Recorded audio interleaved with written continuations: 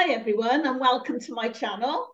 The good thing about YouTube is that you can also listen to it as a podcast if you prefer. I'm excited to tell you that I'm creating a new section to my channel. It's a section where I chat to professionals who have made a difference to the lives of children, students and adults who are neurodivergent. The students may also have physical disabilities. Today, you have the opportunity to listen to a woman who has made a huge difference, not only to the lives of students in her care, but also to the colleagues that she has worked with, and the teachers and the staff that she has trained. That has been recognised with a very well-deserved MBE. Her name is Maxine Pittaway, and here she is to tell you her story. Over to you, Max. Thank you. Training as a teacher one afternoon, I attended a lecture. It did shape my working life. The lecture was about how business education could improve and support the school curriculum and how young people should learn transferable skills that would prepare them for real life. As a young teacher in special education, I wanted to give that opportunity to my students. I quickly realised that young people I worked with needed practical activities to reinforce the classroom activities we were doing. Nowadays, governments encourage school staff to look at other education systems all over the world. I had to admit that I had already thought that out as a young teacher for myself. I was always looking to see how I could improve and what I could do to support the students I worked with. I spent over a year in Canada working with the Minister of Education, a fascinating time, and working as a visiting professor.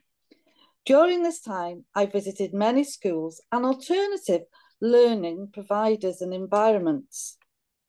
I visited many other countries, the USA, Japan, Holland, South Africa, to name a few. For my research, I realised that young people needed opportunities that develop their individual skills and that neurodivergent students should reach their full potential if they were taught the way they learnt best. Students with physical disabilities might need some adaptations and equipment, but all should be given the same opportunity to learn. I totally agree with you, Max. Is it true that you became a deputy head teacher at the age of 25? I did, and it was a big special school. I was given the responsibility for enriching students' opportunities, especially for students that were 14 to 19. I quickly got involved with Young Enterprise Scheme, which is a UK-based charity that schools choose to get involved with if they want.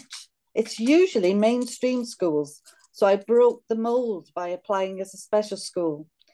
It's still going strong today for those of you interested in finding out more through the internet search. I used my Young Enterprise contact to spend time with my mainstream colleagues in their settings so that I could build up a wide network of schools with work experience placements for all students in my special school and for the children in the mainstreams. I soon realised that our children needed practice in school as well as going on their work experience. I monitored the effectiveness of the opportunities of work experience that we were giving our students, and I found flaws. In the real world of work, employers were reluctant to allow our students to do more than the very simple tasks. For instance, I watched one student on placements in a hair salon, just sweeping up. I was confident, knowing the student, that with training, she could do far more. Indeed, years later, she became a qualified hairdresser. I was going to set up my hair salon in school. We were going to offer the students respect they deserved. Was that easy to do? It was not easy at all. I had to persuade the governors first, and the head teacher, and the staff to give up a traditional classroom that was going to be turned into a hair salon.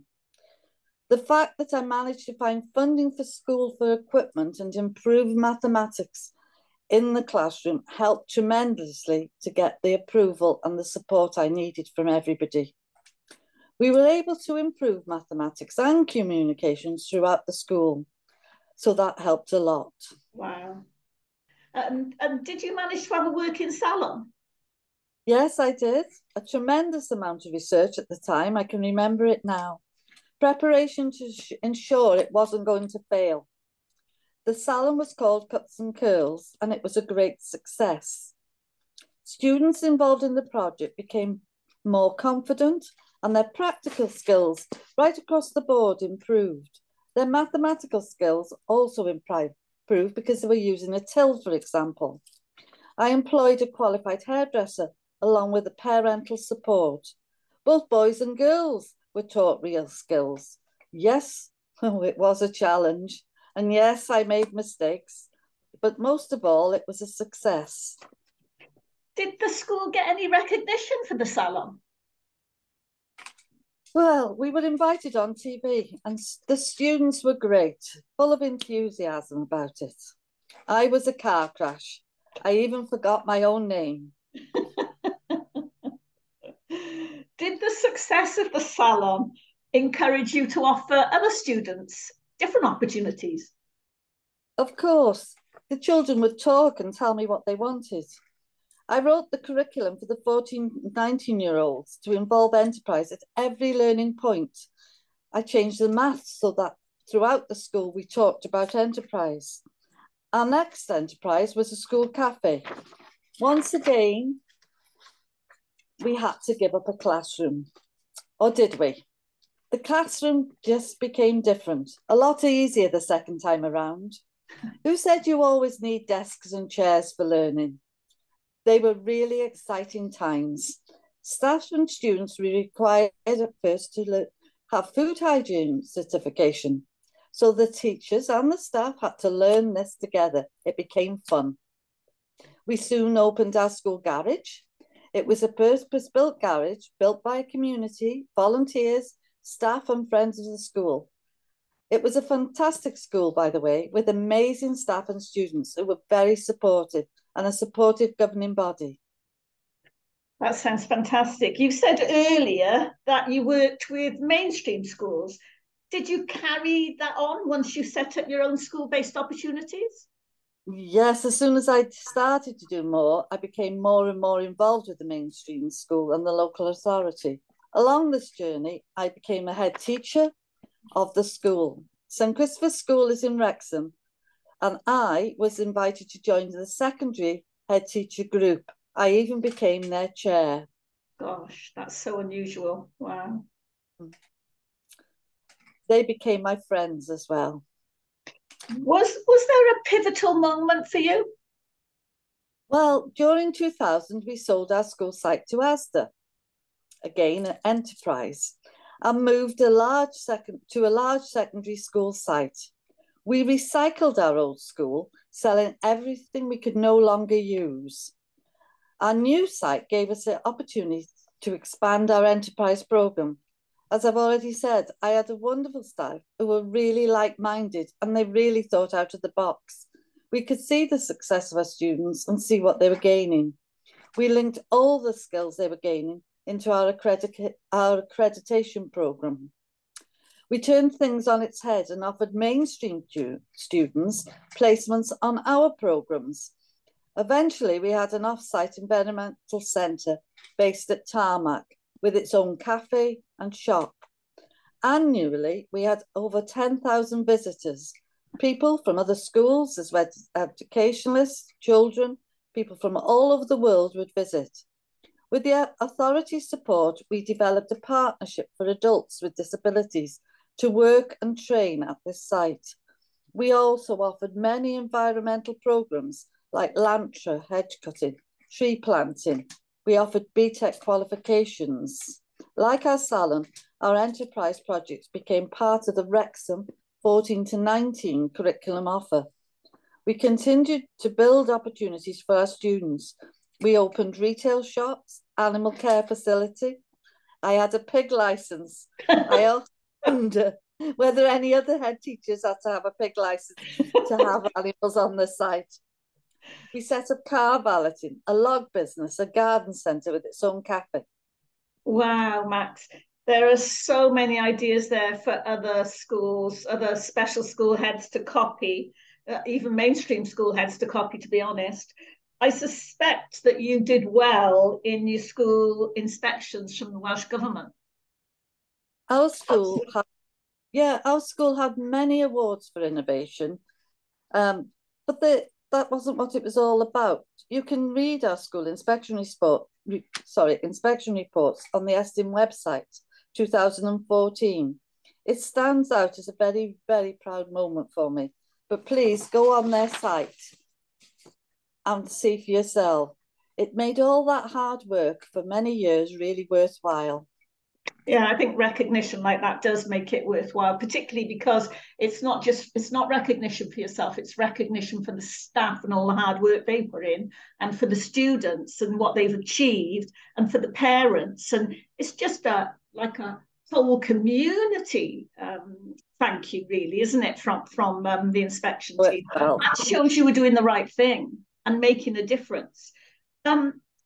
What other things that would be necessary for someone who wants to recreate what you achieved for your students? Can you give any pointers?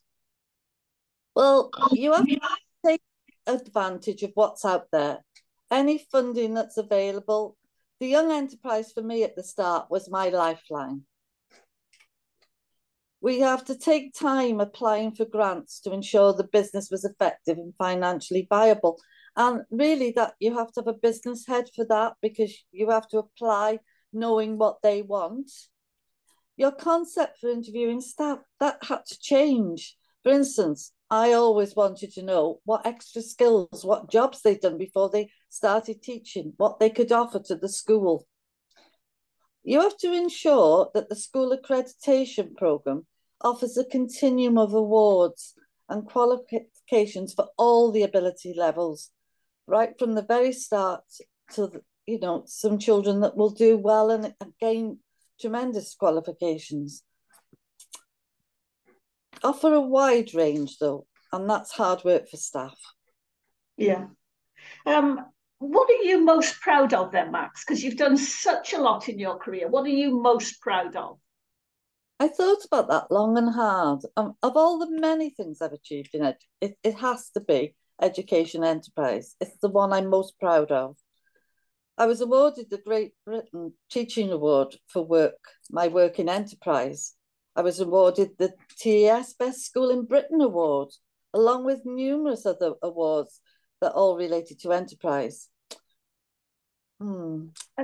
I think you've obviously got a really good business head on your shoulders. And if you haven't got one, then, I think some training in business management might be something worth doing. It seems to me that by giving your students the opportunities they were entitled to and that they deserved, that you actually changed their lives. Would you agree with that? Oh, definitely. Many students were successfully employed because of the skills they gained in school. And they could be transferable skills. So they could learn in the salon about shops and taking money, but go and end up working in a shop. So they were real transferable skills. Yeah, amazing. What advice would you give to aspiring head teachers today? I always think classrooms don't have to be traditional. I was a young teacher and I had real confidence to flip the way the classrooms were being used. Yes, I had lots of people telling me it wouldn't work. Lots of people always want to tell you it won't work, but you just have to stand fast. Teachers today should meet the same resistance I had, because at that time our curriculum was very restricted. Nowadays it isn't. And I encountered those restrictions that now things are changing all over the world. They allow everyone the opportunity to think out of a box. I can promise you, your efforts are so wonderfully, you gain so much success from seeing children achieve. Any advice for a new teacher, Max? Well, I believe we all learn better if learning is you enjoy it, if it's enjoyable and it's meaningful. I know I tried my best to make learning both enjoyable and meaningful for all my students. And I just think it makes such a difference. I think that's a great note to end on, Max. Some great advice. Thank you very much, Maxine Pittaway, MBE. Viewers and listeners, if you've enjoyed listening to this channel today, then please subscribe to know when I get to chat to another educational professional who's dedicated to inspiring individuals that they work with, like Max. And please give a thumbs up if you've enjoyed listening to Max Pittaway today. Thank you very much, everybody. Thank you.